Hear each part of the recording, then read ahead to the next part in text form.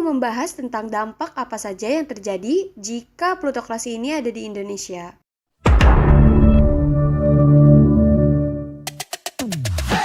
잘 지냈어요 모두 보고 싶었어 이도 고잉은 언제나 너에게 고잉 Halo semuanya, kembali lagi di channel aku di segmen Shika, Sharing is Caring.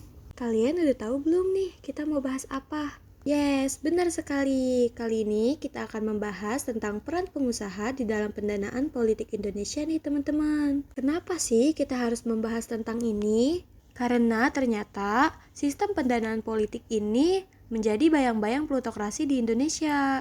Kebutuhan dana yang besar untuk menggerakkan partai dan kampanye politik membuat partai bekerja sama dengan para elit pengusaha. Nah, dengan kekuasaannya, para pengusaha tersebut menjadikan partai sebagai alat untuk mencapai kepentingan pribadi. Situasi tersebut yang dapat menyebabkan terjadinya korupsi dalam pendanaan politik. Nah, kalian tahu kan kalau korupsi itu termasuk ke dalam bayangan sistem plutokrasi? Hal itu bisa terjadi karena kegiatan yang dilakukan oleh para partai politik Indonesia banyak sekali yang membutuhkan dana. Salah satunya adalah kampanye politik yang membuat para partai harus mencari dan juga mendapatkan sumber pendanaan. Bagi calon pemimpin, karakter negosiasi pengusaha sangat dibutuhkan oleh partai politik untuk sumbangan dana dari pengusaha tersebut. Nah, bagi pengusaha, mereka berharap kebijakan yang diciptakan oleh partai politik tersebut bisa menguntungkan bisnis mereka. Pendanaan politik oleh sektor swasta di Indonesia merupakan isu yang sangat kompleks dan juga berpengaruh besar terhadap dinamika politik dan kebijakan publik. Pendanaan politik merujuk pada dana yang diberikan oleh individu, kelompok, atau perusahaan untuk mendukung calon atau partai politik selama kampanye pemilihan. Dengan menyumbang dana, para pengusaha berharap kebijakan yang diciptakan oleh partai politik tersebut bisa menguntungkan bisnis mereka. Bentuk pendanaan dari para pengusaha ini biasanya berbentuk donasi uang yang diberikan langsung kepada calon, iklan atau promosi di media yang membutuhkan biaya fantastis apalagi menjelang pemilu, dan juga kerjasama bisnis seperti menjadi sponsorship dan atau menjadi konsultan. Salah satu peneliti dari University van Amsterdam yaitu Ward Berenscott mengatakan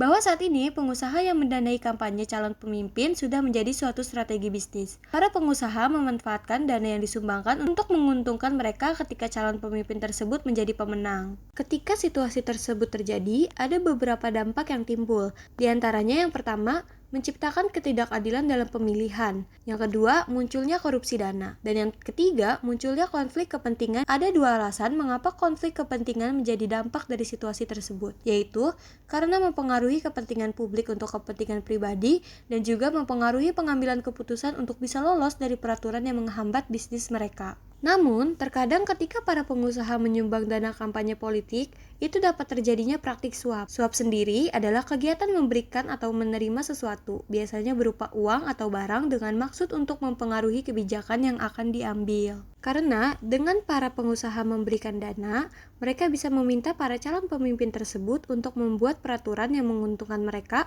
atau menghapus peraturan yang merugikan mereka. Pada tahun 2018, Bambang Susatyo sebagai Ketua Dewan Perwakilan Rakyat Republik Indonesia dalam orasinya pada acara diskusi dengan topik Political Donation and Funding, How Does the Business Deal with It, yang diselenggarakan oleh KPK. Beliau mengatakan bahwa adanya perbedaan antara ide ADART dengan pelaksanaannya.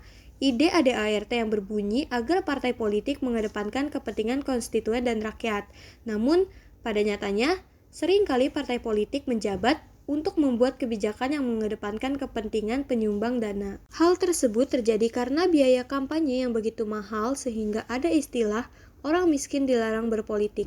Karena memang benar adanya kalau biaya untuk berpolitik itu sangat besar sekali. Bahkan dibutuhkan miliaran rupiah untuk menjadi ketua umum. Maka tak heran jika ada pihak yang meminta mahar politik hingga 5 miliar rupiah untuk pencalonan. Mahalnya biaya pencalonan biasanya karena keinginan dan harapan para kelompok bisnis kepada calon pemimpin tersebut. Nah, mahalnya biaya kampanye di Indonesia ini menciptakan ketergantungan pada pendanaan politik dari pengusaha. Hal ini tidak hanya mempengaruhi proses pemilihan, tetapi juga dapat mengarah pada praktik korupsi dan juga pengambilan keputusan yang tidak adil.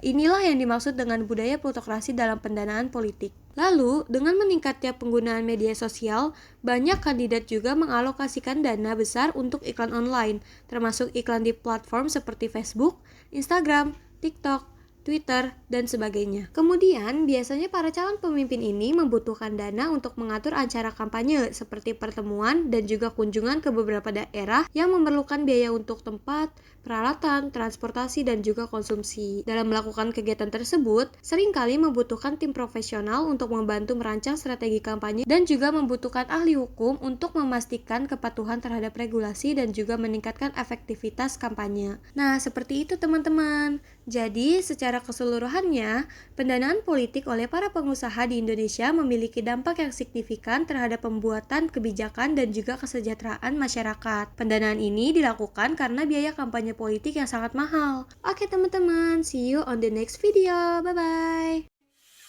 다음에 또 만나요